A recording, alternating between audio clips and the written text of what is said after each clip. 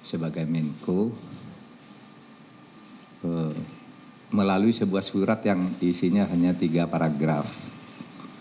Paragraf pertama, saya mengucapkan terima kasih Bapak Presiden telah mempercayai saya. Sejak 23 Oktober 2019 saya diangkat dengan penuh penghormatan beliau kepada saya dan penghormatan saya kepada beliau saat itu. Saya dilantik, lalu beliau menyerahkan kepres sendiri, sebelumnya memberi arahan secara pribadi, dan selama 4 tahun lebih kami bekerja sama dengan baik. Itu ucapan terima kasih saya. Lalu yang kedua, oleh karena saya sekarang ikut kontestasi politik untuk melanjutkan estafeta kepemimpinan nasional yang harus terus berjalan, maka saya mohon berhenti. Lalu yang ketiga, Bapak Presiden, saya mohon maaf kalau selama membantu Bapak saya ada kekurangan yang mungkin tidak berkenan di hati Bapak Presiden. Jadi itu yang saya sampaikan. Jawaban Presiden, ya beliau juga waktu pertemuan tadi happy, beliau banyak bergurau, saya juga tersenyum, gembira, ya seperti teman lama lah. Beliau gembira, ya Pak Mahfud, saya ini terima surat ini dulu, katanya. Terus selama ini saya juga berterima kasih Pak Mahfud sudah membantu dan saya merasa terbantu itu. Kemudian saya juga minta maaf kalau ada saya keliru-keliru, jadi saling minta maaf itu budaya adiluhung Indonesia kan gitu, saling minta maaf, saling berterima kasih gitu. Nah, di luar itu saya menyampaikan substansi urusan Kemenko Polhukam yang sekarang sedang berjalan, yang rutin-rutin berjalan dikendalikan oleh 7 kedeputian yang sekarang masih aktif terus bekerja semuanya di bawah koordinasi teknis Bapak Letjen Teguh Pujo Rumokso. Sesmenko sudah mengendalikan jika saya sedang cuti. Nah, semuanya berjalan baik, tapi ada 3 hal saya beri catatan yang perlu dilanjutkan karena ada impres dari Presiden sendiri, yaitu 1 tentang hutang BLBI. Saya katakan Bapak pernah memberi impres kepada kami untuk mulai menagih hutang tunggaan BLBI. Waktu itu jumlahnya 111 triliun lebih, 111 triliun lah. Dalam 1,5 tahun kami bekerja, sekarang ini sudah terkumpul tagihan yang sudah ada di tangan kami sebesar 35,7 triliun. Yang kalau dihitung dengan persentase itu 31,8%.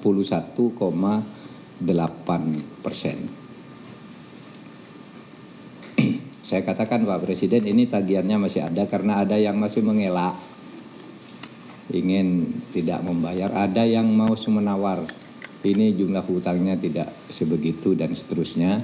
Saya katakan ini sudah kami tutup, yang sudah membayar ini sudah selesai, yang sisanya tetap harus ditagih Bapak Presiden karena itu berdasar impres.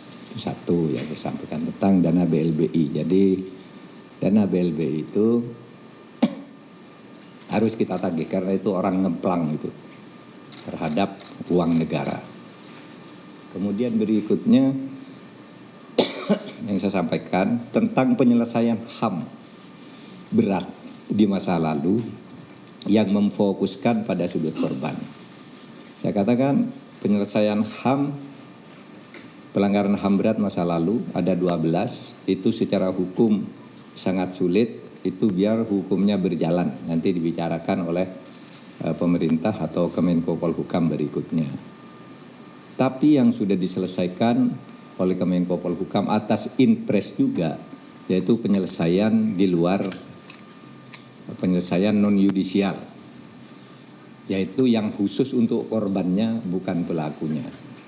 Saya katakan, Presiden, Perserikatan Bangsa-Bangsa kali ini, saya sudah belasan tahun tidak pernah memuji Indonesia, kali ini berpidato resmi menghargai pemerintah Indonesia yang telah melakukan langkah penyelesaian HAM dari sudut korban.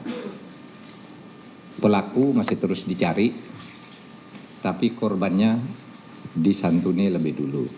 Itu resmi Dewan HAM PBB menyampaikan pidatonya memberi penghargaan kepada Presiden Jokowi dari Republik Indonesia yang telah melangkah maju dalam penyelesaian HAM.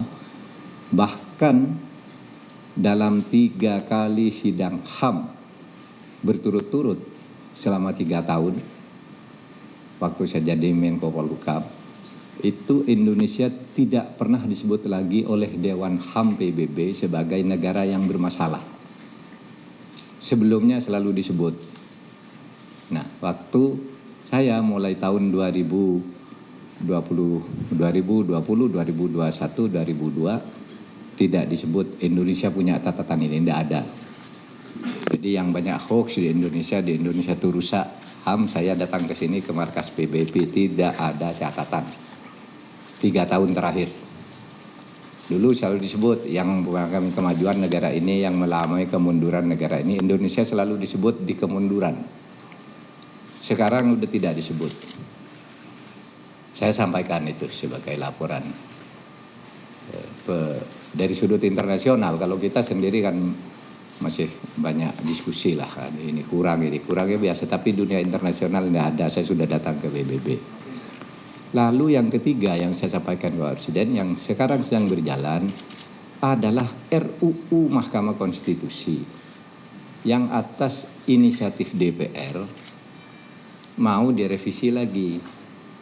Saya katakan kepada Bapak Presiden saya tidak setuju dan saya menghentikan pembahasan itu karena aturan peralihannya itu tidak adil bagi hakim yang ada sekarang.